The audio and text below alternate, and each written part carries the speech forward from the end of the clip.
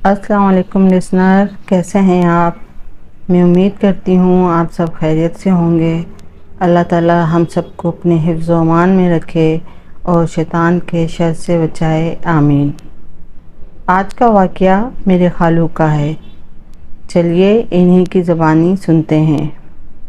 وہ کہتے ہیں، یہ واقعہ آج سے 4 سال پہلے کا ہے، جب مجھے کراچی میں ایک بزنس میٹنگ اٹینڈ کرنی تھی۔ میں لاہور کا رہائشی ہوں، اکثر بزنس کے سلسلے میں دوسرے شہروں میں میرا آنا جانا لگا رہتا ہے۔ اس دفعہ میں نے کراچی جہاز کی بجائے ٹرین سے جانے کا فیصلہ کیا اور بزنس کلاس میں اپنی سیٹ بک کروا لی۔ دوسرے دن سامان وغیرہ لے کر میں گھر سے روانہ ہو گیا اور اپنے کیبن میں آ کر بیٹھ گیا۔ کیبن میں زیادہ مسافر نہیں تھے، میرے کیبن میں ایک ہی بندہ تھا۔ کچھ دیر بعد ٹرین چلی اور ہمارا سفر شروع ہو گیا۔ میں نے سفر کی دعا پڑھی اور آیت الکرسی پڑھ کر اپنے گرد حصار کھینچ لیا۔ میرے ساتھ جو بندہ تھا وہ آتے ہی اوپر والی برتھ پہ چڑھ کر سو گیا۔ مجھے سفر میں نیند نہیں آتی تھی، اس لیے میں جاگ رہا تھا۔ شام ڈھلنے لگی تھی اور رات کا اندھیرا پھیل رہا تھا۔ ڈائننگ کار والوں سے میں نے کھانا منگوایا، کھانا کھا کر میں لیٹ گیا۔ کیبن میں کوئی اور نہیں تھا، اس لیے میں نیچے والی برتھ پہ ہی لیٹ گیا۔ میں نے آپ کو بتایا تھا کہ مجھے سفر میں نیند نہیں آتی، مگر اس دن میری آنکھ لگ گئی۔ کچھ ہی دیر بعد مجھے ایسا لگا کہ کوئی بہت بھاری ٹرنک گھسیٹ رہا ہے۔ میں نے سوچا کوئی مسافر ہوگا جو اپنا سامان لے کر جا رہا ہوگا۔ کافی دیر ہو گئی مگر آواز آتی جا رہی تھی۔ میں اٹھ کر بیٹھ گیا کہ دیکھوں کیا معاملہ ہے۔ دروازے سے باہر جھانکا تو پورا کوریڈور خالی تھا، کوئی بھی وہاں نہ تھا، مگر گھسیٹنے کی آوازیں مسلسل آ رہی تھیں۔ اتنا شور تھا کہ میں پریشان ہو گیا۔ دوبارہ اندر آ کر بیٹھ گیا۔ مجھے حیرت ہو رہی تھی کہ میرے ساتھ جو بندہ سفر کر رہا تھا اسے کوئی شور سنائی نہیں دے رہا تھا، وہ بے خبر پڑا سو رہا تھا۔ اب گھسیٹنے کی آواز کے ساتھ ساتھ کسی کے تکلیف سے کرہانے کی بھی آواز آ رہی تھی، جیسے کوئی بہت شدید تکلیف میں ہو اور درد سے تڑپ رہا ہو۔ مجھے پریشانی ہونے لگی کہ یہ کیا ہو رہا ہے، جبکہ کیبن میں صرف ہم دونوں ہی تھے۔ وہاں نہ کوئی آ رہا تھا نہ کوئی جا رہا تھا۔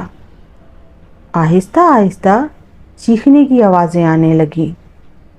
میں پھر اٹھا اور باہر نکلا کہ دیکھوں کیا ہو رہا ہے۔ تو میں کیا دیکھتا ہوں کہ ایک عورت کسی مرد کو ٹانگوں سے پکڑ کر گھسیٹتے ہوئے لے جا رہی ہے، اور وہ آدمی درد سے چلا رہا تھا اور میری طرف اپنا ہاتھ بڑھا رہا تھا، جیسے کہ وہ مجھے کہہ رہا ہو کہ مجھے بچا لو۔ مگر مجھے یہ دیکھ کر ایک دم جھٹکا لگا کہ وہ تو میں تھا، میں نے اپنے آپ کو دیکھا تھا۔ یہ دیکھ کر میرا دماغ سن ہو چکا تھا۔ اس عورت کی شکل بہت بھیانک تھی، اس کے منہ سے خون نکل رہا تھا، اس کا آدھا چہرہ جلا ہوا تھا، ڈبے میں سے غلیظ بدبو آ رہی تھی۔ میں دوبارہ اندر آ کر بیٹھ گیا۔ اوپر والی برتھ پر میری جب نظر پڑی تو وہ آدمی اٹھ کر بیٹھا ہوا تھا اور اس کے ساتھ وہی بھیانک شکل والی عورت تھی۔ دونوں کے چہرے پر مکروہ مسکراہٹ تھی۔ میں دل میں دعائیں مانگ رہا تھا، خوف سے میں ڈر گیا تھا۔ دعائیں کرتے کرتے میں اللہ تعالیٰ سے کہہ رہا تھا کہ یا اللہ مجھے بچا لے، یہ میرے ساتھ کیا ہو رہا ہے، سمجھ سے باہر تھا یہ سب۔ اتنے میں کیا دیکھتا ہوں کہ ایک بچہ دروازے سے جھانک رہا ہے اور جھانک کر تیزی سے پیچھے ہو جاتا ہے۔ میں بھی تیزی سے اس کے پیچھے باہر نکلتا ہوں تو دیکھتا ہوں کہ وہاں کوئی نہیں ہوتا۔ ٹرین تیزی سے دوڑ رہی تھی۔ باہر رات کی خاموشی اور سناٹا چھایا ہوا تھا اور میں تنہا اس دہشت ناک حالت میں پھنس چکا تھا۔ مجھے کچھ سمجھ نہیں آ رہی تھی کہ ان چیزوں نے مجھ پر کیوں حملہ کیا، جبکہ وہ مجھے کوئی نقصان نہیں پہنچا پائی تھی، مگر وہ مجھے ڈرا اور خوفزدہ ضرور کر رہی تھی۔ وجہ کیا تھی یہ میں نہیں جانتا تھا۔ میں اس بچے کو ہر ڈبے میں ڈھونڈنے لگا کہ اچانک وہ مجھے ٹرین کے دروازے پہ کھڑا ملا۔ ٹرین کا دروازہ کھلا ہوا تھا اور ٹرین تیزی سے دوڑ رہی تھی کہ اچانک اس نے پلٹ کر میری طرف دیکھا اور چلتی ٹرین سے کود گیا۔ یہ منظر دیکھ کر میں بہت دکھی ہو گیا اور دکھی دل سے واپسی کے لیے مڑا۔ یہ منظر دیکھ کر میں ساخت ہو گیا تھا۔ میں نے سوچ لیا تھا کہ میں اب اپنے کیبن میں واپس نہیں جاؤں گا، دوسرے کیبن میں بیٹھوں گا۔ دوسرے کیبن میں بیٹھے مجھے تھوڑی ہی دیر ہوئی تھی کہ مجھے پھر وہی آدمی اور عورت برتھ پہ بیٹھے نظر آئے، مگر اس بار ان کے ساتھ وہ بچہ بھی تھا جو چلتی ٹرین سے کود گیا تھا۔ وہ لوگ کچھ کھا رہے تھے، ان کے منہ اور ہاتھ خون سے بھرے ہوئے تھے۔ یہ دہشت ناک منظر دیکھ کر میں بے ہوش ہو گیا۔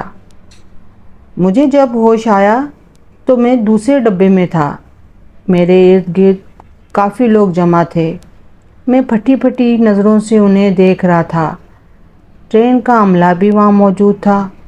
انہوں نے مجھے بتایا کہ میں انہیں واش روم کے باہر بے ہوش پڑا ملا۔ جب میرے حواس کچھ قابو میں آئے تو میں نے ان سے کہا کہ یہ تمام لوگ اس ڈبے میں کیسے آئے؟ میں تو یہاں اکیلا تھا، اکیلا سفر کر رہا تھا۔ ٹرین مینیجر نے مجھے کہا، سر آپ یہ کیا کہہ رہے ہیں؟ ڈبہ تو شروع سے ہی مسافروں سے فل تھا، البتہ آپ یہاں ابھی آئے ہیں۔ میں نے کہا نہیں، میں تو شروع سے ہی ٹرین میں ہوں۔ انہوں نے مجھ سے بوگی نمبر پوچھی تو میں نے انہیں بوگی نمبر بتا دیا۔ میرے بوگی نمبر بتانے پر وہ حیران ہو گئے اور مجھ سے کہنے لگے، سر وہ تو بند ہے مینٹیننس کے کام کی وجہ سے۔ میں نے کہا ایسے کیسے ہو سکتا ہے؟ میں نے تو سارا سفر وہیں کیا ہے، مگر کوئی میری بات ماننے کو تیار نہ تھا۔ میں نے اپنا بیگ تلاش کیا، مجھے اپنا بیگ کہیں نہیں ملا کہ اچانک میں نے ان سے کہا کہ چلیں اسی بوگی میں چلتے ہیں، تو وہ ہیلے بہانے کرنے لگا۔ آخر میرے زور دینے اور لوگوں کے اصرار کرنے پر ہم لوگ مل کر اسی بوگی میں گئے تو میرا بیگ وہیں پڑا ہوا ملا، جسے دیکھ کر سب حیران ہو گئے۔ میں نے اپنے ساتھ ہونے والے واقعات کے بارے میں کسی کو کچھ نہیں بتایا تھا، مگر ٹرین مینیجر سمجھ گیا تھا۔ وہ مجھے سائڈ پر لے گیا اور جا کر کہنے لگا، سر یہ جو بوگی ہے وہ دوسری ٹرین کی ہے جس کا کچھ سال پہلے ایکسیڈنٹ ہوا تھا۔ اس حادثے میں پوری بوگی کے لوگ موت کا شکار ہو گئے تھے۔ میں دوبارہ سے ان لوگوں کے ساتھ آ کے بیٹھ جاتا ہوں جو کہ دوسرے ڈبے میں موجود تھے اور سوچنے لگا کہ یہ سب کیا ہوا تھا جو میرے ساتھ ہوا۔ میرا یقین یہ تھا کہ اللہ تعالیٰ نے مجھے چلتے ہوئے میں نے جو سفر کی دعا اور آیت الکرسی پڑھی تھی، اللہ تعالیٰ نے اسی کی بدولت مجھے اس غیر مرئی مخلوقات کو میرے قریب نہ آنے دیا۔ اللہ نے مجھے ان بلاؤں سے بچایا۔ میری آپ سے اور تمام لوگوں سے درخواست ہے کہ وہ جب اپنے گھروں سے کسی بھی کام کے لیے نکلتے ہیں تو سفر کی دعا اور آیت الکرسی ضرور پڑھا کریں۔ اس سے اللہ تعالی ہمیں شیطان آفتوں سے اور بلاؤں سے بچاتا ہے اور ہمیں اپنے حصار میں رکھتا ہے۔ تو لسنر، یہ تھا آج کا واقعہ۔ میں امید کرتی ہوں آپ کو پسند آیا ہوگا۔ پلیز میرے چینل کو شیئر کریں، لائک کریں اور سبسکرائب کریں۔ اللہ حافظ، دعاؤں میں یاد رکھیے گا۔